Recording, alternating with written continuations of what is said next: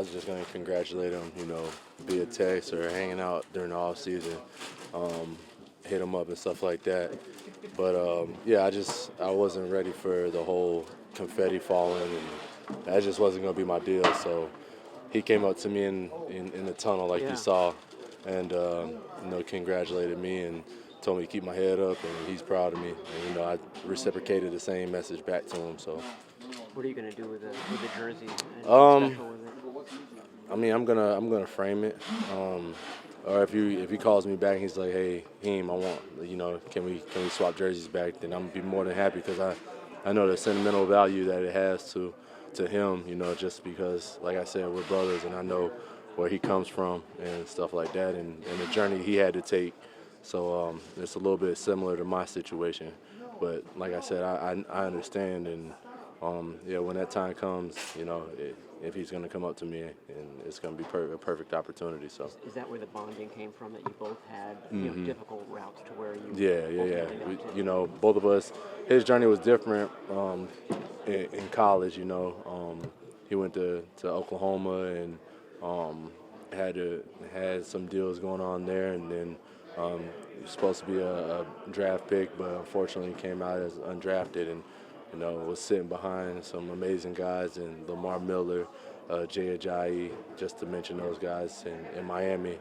Never really had the opportunity just doing what I did, special teams.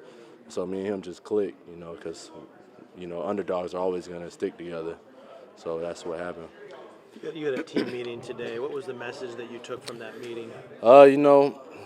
Most people counted us out all this year, and the message was, hey, look, you see how far we came, 4-12 team last year to Super Bowl.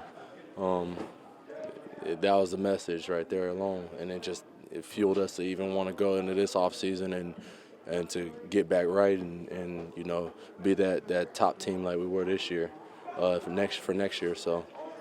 Now there's been a couple days since the Super Bowl. Does it still sting as much, or are you more reflecting on the season and saying what a great season? If you're a ball player, it's always going to sting. But we always look at the positives. We can come out of that game with our heads held high. Like I said, we went 4-12, and then to make it to the Super Bowl, there's not too many teams that's done that, in NFL history, and. I know this team's great. We know the team's great, and whether you want to believe that this team is great or not, we've had doubters all this season, and we've only proven them wrong. So, it's one of those things where we came out of that meeting and we had our head held high. You don't see anybody really too down, too distraught from the loss.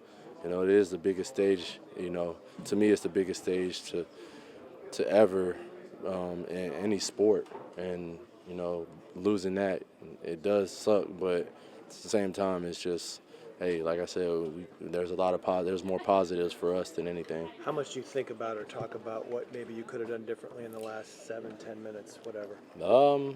I mean, you never want to go in, after the game and, oh man, I wish I should have done this. I mean, I laid it out there on the line, and so did my teammates, and that's all you can do. Whether it's 7 minutes and you're up by 10, and you feel like you got the game, or being the Chiefs, they did a great job with controlling the game at the end right there and getting it done. George said that Bobby Turner was one of the guys to speak when you guys just had that meeting, and said he was pretty special. What was so special about him? He brings a lot of experience to the game. I believe it was his fourth Super Bowl. So, I mean, for him to be, 70 and to be coaching, he's coached Hall of Famers already, and he knows what it takes to get to the dance, and for him to step up and, speak on behalf of the whole team and, for himself, it just means a great deal to not only myself and me being in the position that I'm in, and being a running back, but to the whole team. It's special. What did he say? What was his message? It was just like, nobody really expected us to get here, and, he's proud of us and that he loves us, and, he wants to get up and talk the same way next year. That's his mentality. and we all were basically like, hell yeah, let's do it.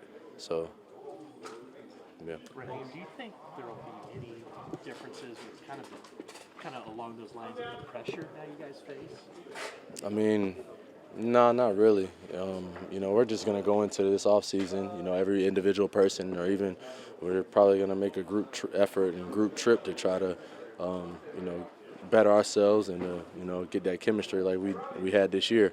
I don't think that there's going to be any pressure, going into next season, because I know where our team stands, and we have our odds are a lot greater than most people think.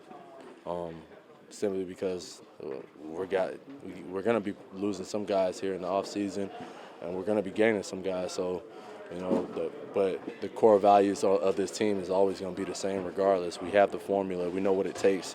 We got guys that have been to the dance now. So, yeah, it's just more motivation than anything.